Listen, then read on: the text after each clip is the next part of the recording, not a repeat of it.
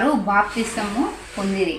ఆ దినమందు ఇంచుమించు 3,000 మంది చేర్చబడిరి. వీరు అపోస్తుల బోధయందును సహవాసమందును రొట్టె విరుచటయందును ప్రార్థన చేయుచుందురు.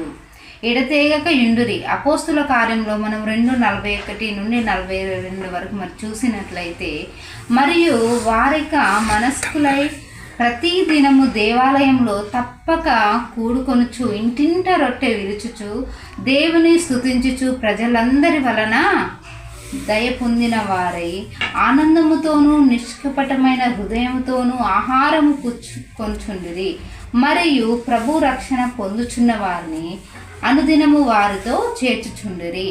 అపోస్తుల కార్యములు 2:46 నుండి 47 వరకు మనం చూసుకున్నట్లయితే, దురదృష్టవత్తు ఈ రోజుల్లో క్రీస్తును విశ్వసిస్తున్నాము అని చెప్పే చాలామంది క్రైస్తవ జీవితంలో మరి కొద్ది కాలం మాత్రమే కొనసాగుతున్నారండి. వారు కొద్ది కాలం బాగానే కనిపిస్తారు, తర్వాత మళ్ళీ తమ పాత జీవితానికి తిరిగి వెళ్తారు. మనం చాలామందిని చూస్తూ ఉన్నాం. త్వరలోనే వారి క్రైస్తవం ఒట్టిదే అని కేవలం భావోద్వేగం వల్ల రక్షింపబడ్డారని తెలిసిపోతుంది.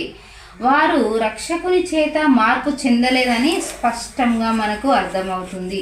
నిజంగా మరి రక్షింపబడ్డ వ్యక్తి నీతి మార్గంలోనే కొనసాగుతాడు.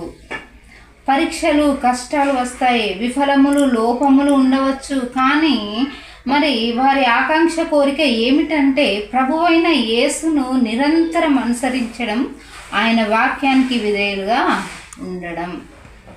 నిజమైన రక్షణ అనేది రక్షకుని పట్ల మరి నిరంతరం విశ్వాస సత్యతో కూడిన జీవితాన్ని కలుగజేస్తుంది.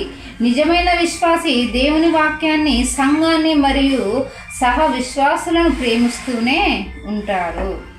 అతను పవిత్ర జీవితం గడపటానికి ఇష్టపడతాడు మరియు తన ప్రభువును, రక్షకుడైన యేసుక్రీస్తును సంతోష పెట్టడానికి శ్రద్ధ కలిగి ఉంటాడు. ఎట్లా సంతోష పెట్టడానికి శ్రద్ధ కలిగి ఉంటాడనమాట.